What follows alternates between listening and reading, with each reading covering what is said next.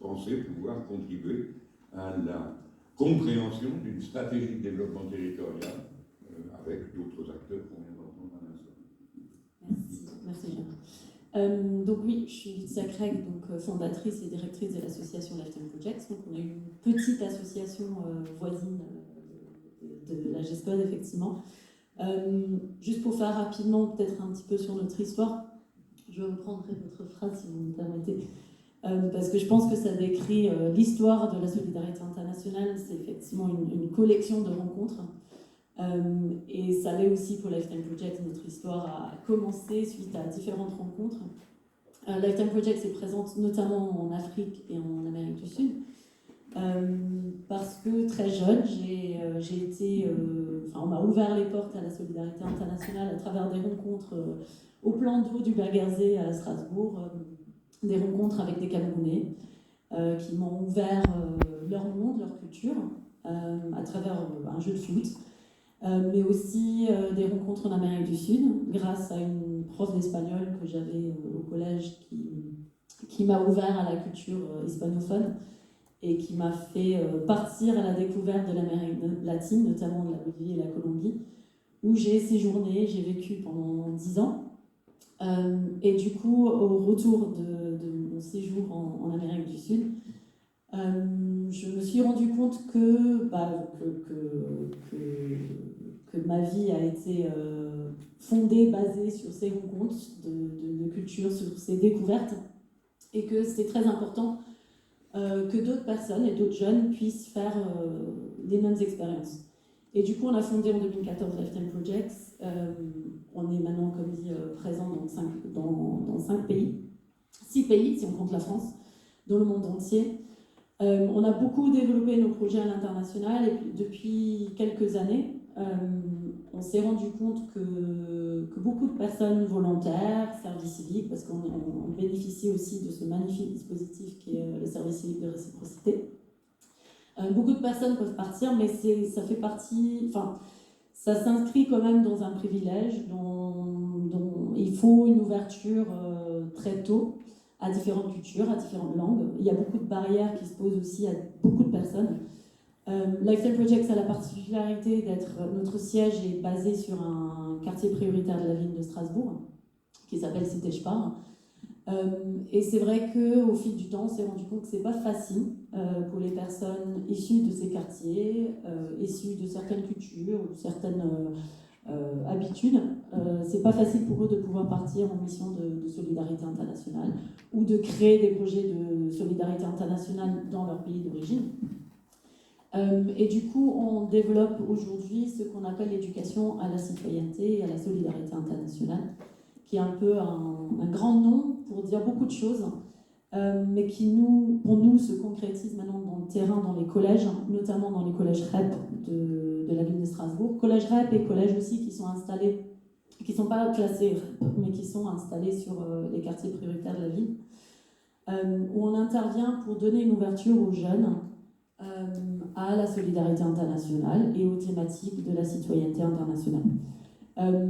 Ce qui pour nous est extrêmement important, ce qui dynamise évidemment la région aussi. On bénéficie depuis 2 ans de l'aide du récital, du dispositif récital grâce à la GESCOD et grâce à l'AFD, ce qui nous a permis d'intervenir, comme je vous disais, dans des collèges REP sur différentes thématiques. Je vais vous présenter aujourd'hui une thématique qui a été développée dans le collège Jacques Tunger du quartier de Königshofen à Strasbourg l'année dernière. Ce projet s'inscrit aussi, a été lauréat du festival alimentaire. On a gagné un prix national, les élèves ont gagné un prix national. Je vous ferai peut-être tourner ce petit livre de recettes. En fait, ce qu'on a fait dans ce collège, donc dans une classe de 4e, d'élèves où la plupart, je dirais presque peut-être toute la classe a des origines autres que françaises. C'est une classe aussi où on regroupe les élèves qui souffrent de troubles d'apprentissage, dyslexie, dyspraxie ou autres, Donc on a 24 élèves, dont 15 qui ont des troubles de l'apprentissage dans la classe. Et c'est les profs d'histoire géo qui nous ont permis de porter le projet dans le cadre de l'éducation morale et citoyenne. On a fait des ateliers avec des outils d'éducation populaire, ce qui est très important quand même pour les élèves qui sont en difficulté. Il faut se rappeler que du coup, il y en a 15 qui ont des troubles de l'apprentissage, mais il y en a aussi beaucoup dont la première langue n'est pas le français. Donc ils vont aussi présenter des soucis ou des retards scolaires autres qui sont issus de leur parcours. Donc le but c'était, comme dit, d'utiliser des outils d'éducation populaire pour valoriser des compétences des élèves qui ne sont pas forcément académiques. Ils ont été sensibilisés aux enjeux de la citoyenneté internationale et notamment des enjeux de l'alimentation. À travers des jeux, l'idée c'était vraiment de développer leur pouvoir d'agir, parce que c'est aussi des jeunes que quand on leur parle par exemple de citoyenneté, de projets qu'ils pourraient mettre en place à leur échelle, ils vont nous dire on pourrait par exemple mettre en place un potager dans le collège. Et après, dans le groupe, on en aura un autre qui va nous dire mais non, on ne peut pas faire ça dans un collège. Et quand on leur dit si, ça existe dans beaucoup d'écoles primaires, dans les collèges, dans les lycées, c'est tout à fait quelque chose que je vous préfère. Et il y en a un qui nous répond mais pourquoi nous on ne peut pas faire ça alors? Pourquoi on n'a pas ça? C'est parce qu'on est pauvre. Et du coup, notre idée, c'était quand même de reverser cette compréhension du monde et de leur comprendre qu'ils ont un pouvoir d'agir, qu'ils ont un rôle en tant que citoyens, même en classe de 4e, même dans leur QPD, même dans leur collège, à leur échelle, ils peuvent agir. Donc on a, au fil du temps, des ateliers de sensibilisation, et ils ont fait une petite activité d'activités citoyennes, enfin de projets citoyens qu'ils pourraient porter ensemble, parce que le but aussi, c'est de faire un projet où ils peuvent travailler ensemble, développer le vivre ensemble. Et du coup, ils ont eu plein de super idées, des idées auxquelles nous, on n'aurait pas forcément pensé. Et l'une des idées, c'est l'idée qu'ils ont retenue, c'était de faire un livre de recettes citoyen, en partenariat avec un orphelinat avec lequel on travaille au Cameroun, à Yaoundé. Et du coup, c'est un livre, comme dit, c'est un livre de recettes citoyennes, ce qui veut dire qu'ils ont écrit leurs propres recettes avec des astuces citoyennes. Voilà, manger des produits de saison, manger des produits bio, réduire sa consommation de viande, etc. Et donc du coup, les enfants au Cameroun ont pu aussi, eux, faire des recettes camerounaises. Ça nous a permis d'échanger aussi sur les origines alimentaires, l'impact carbone quand on importe par exemple des bananes du Cameroun. Et ils ont pu faire un échange, donc c'était quand même en plein Covid, où il y a eu beaucoup de refermement sur soi, surtout dans les quartiers. On a retrouvé les élèves à la rentrée qui se cachaient derrière les masques. C'est même plus parce qu'ils sont obligés de porter le masque, c'est maintenant parce que ça devient intime d'enlever le masque. Des élèves qui n'ont pas assisté aux cours en ligne pendant plusieurs mois, et que du coup les liens, les amitiés se sont un petit peu perdus. Donc le fait de travailler sur ce projet ensemble et d'avoir le lien avec les élèves au Cameroun, ça leur a permis de sortir de l'entre-soi. Ils ont fait une conférence en visio avec les enfants au Cameroun, où ils ont pu se poser des questions sur leurs habitudes alimentaires. Donc une petite anecdote que nous on aime bien, c'est que les élèves du collège Jacques Tunger ont demandé aux enfants au Cameroun d'où venait leur nourriture.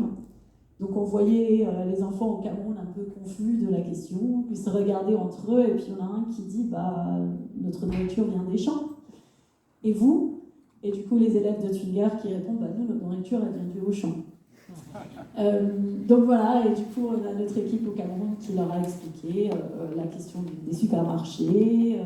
Nous on a pu leur expliquer que même à Yaoundé, dans un orphelinat, on a pu installer un potager.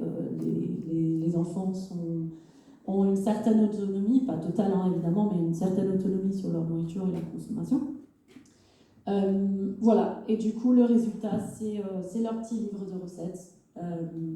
Ils ont été, je pense que c'est très important d'insister sur les partenariats et les liens qui ont été créés au fil de ce projet. On a un restaurateur qui est venu faire un cours de cuisine avec les élèves, qui lui-même est issu du quartier, qui a pu leur parler de la vie du quartier et montrer que lui, il n'a pas le bac, il a fait un apprentissage plus tard et qu'il a pu s'en sortir. On a, comme dit, on a eu l'appui de la GESCOT sur laquelle on n'aurait pas pu faire ce projet, parce que du coup, ça prend aussi des ressources humaines de notre part, énormément d'ailleurs. On a une entreprise locale aussi qui nous a fait don de l'impression du livre, ce qui nous a permis de transmettre un livre à chacun des élèves. Ils ont pu le montrer à leur famille. Ils ont eu un prix national du ministère de l'Agriculture. Malheureusement, ils devaient aller à Paris pour le prix, mais avec le Covid, ils n'ont pas pu, donc ça s'est fait en visioconférence. C'est pas tout à fait pareil, mais ils étaient quand même très très très fiers. Donc tout ça pour dire que c'est important aussi qu'on n'oublie pas, quand on parle de la dynamisation des territoires, qu'on n'oublie pas les QPV, qu'on n'oublie pas les jeunes, parce qu'ils sont quand même notre avenir, et parce que je vous assure, ils sont pleins de créativité, ils ont beaucoup d'idées innovateurs, et ils ont une grande sensibilité pour la solidarité internationale. Et autre chose que je n'ai pas mentionné, c'est que, enfin, je n'ai peut-être pas insisté dessus, c'est que beaucoup d'entre eux viennent de pays autres que la France. Et quand on valorise leur culture, que ce soit la nourriture de leur maman, que ce soit, voilà, quand on parle de la chance qu'ils ont de venir à l'école, quand c'est le prof qui le dit ou c'est nous, en tant qu'intervenants extérieurs, qui le disons, ça a moins d'impact que quand il y a un élève qui se lève et qui dit « Ouais, moi je viens de l'Afghanistan, et quand j'étais petit, je ne pouvais pas aller à l'école ». Même nous, ça nous remet les pendules à l'heure. Et c'est important qu'ils aient un rayonnement aussi à l'international, qu'ils puissent montrer leur lien avec l'international à travers la solidarité et à travers l'apprentissage de d'autres cultures aussi. Ça nous ouvre l'esprit et ça rend beaucoup, je pense, à la région du Grand Est. Voilà. Merci beaucoup. Dégeler, progressivement, on va se dégeler.